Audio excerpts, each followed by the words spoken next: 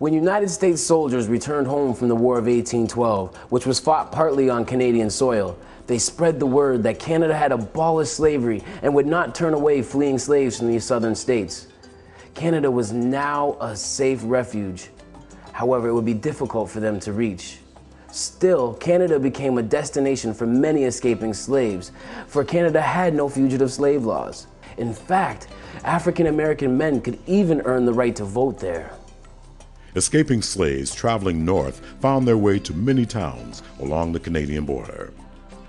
They crossed Lake Erie, Lake Ontario, or the connecting rivers to settle in what is today Ontario and Quebec. Some escapees from the New England states also traveled by boat to the Canadian provinces of Nova Scotia and New Brunswick. The city of Toronto and its surrounding areas was a popular destination for those escaping from New York. St. Catharines was another destination along the coast of Lake Ontario.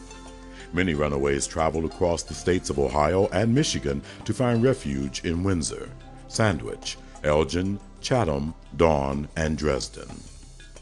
When runaways escaped to Canada, they became free people. But now they had new responsibilities and problems. In their lives as slaves, they had been given clothing, food, and a place to sleep. Often, though, these items were inadequate and of poor quality. Once free, they had to provide these things for themselves and their families. Canadian law made it possible for them to purchase land if they could somehow scrape together the money. Some were able to farm their own land, while others hired out to do manual labor.